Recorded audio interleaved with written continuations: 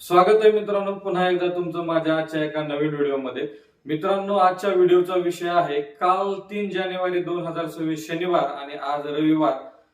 कालपासूनच वातावरणामध्ये अचानक मोठा बदल झालेला आहे आणि ढगाळ वातावरण झालेलं आहे. आणि आज रविवार सकाळपासून सूर्यदर्शन झालेलं नाही आणि वातावरणामध्ये झालेला हा बदल आहे तो आपल्या शेतीमधील पिकांवर फार मोठ्या प्रमाणावर विपरीत परिणाम करतो.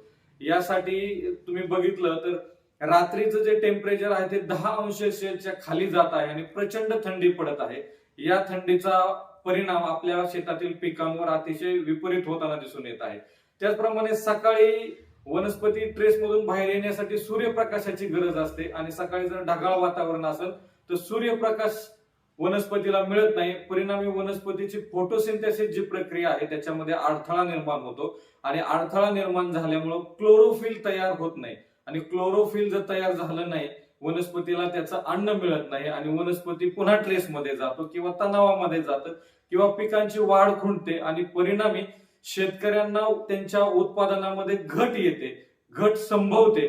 त्याच्यासाठी तुम्हाला काय करायचंय, पिकांना अशा ट्रेसमधून बाहेर काढण्यासाठी एकतर पिकांना सूर्यप्रकाशाची गरज असते आणि त्या कंडिशन मध्ये सूर्यप्रकाश जर नाही मिळाला तर तुम्हाला अशा अवस्थेमध्ये हे जे वृद्धी नावाचं उत्पादन आहे या वृद्धी नावाच्या उत्पादनाचा जर तुम्ही तुमच्या पिकांमध्ये किंवा फळझाडांमध्ये वापर केला तर अतिशय चांगले रिझल्ट मिळतात. याच्यामध्ये ट्रायकॉन्टेनॉल हा 0.1% 1000 ppm इतका येतो.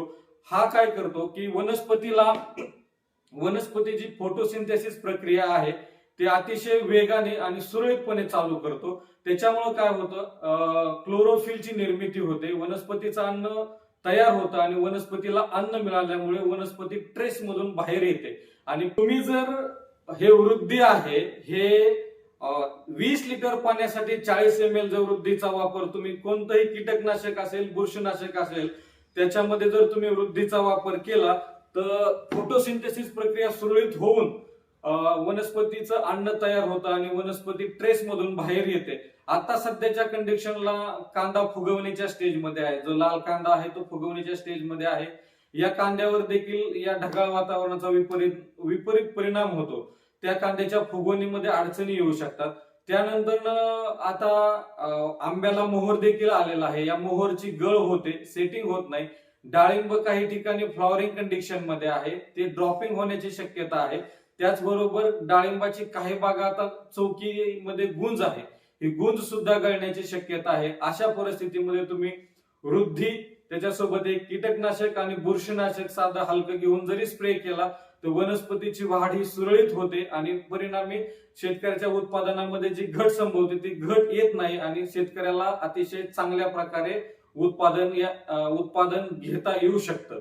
तर वृद्धीचा वापर हा या वातावरणामध्ये अतिशय गरजेचा आहे. वृद्धीचा वापर जरूर करा आणि आपली पिके तणावामधून बाहेर काढा. धन्यवाद.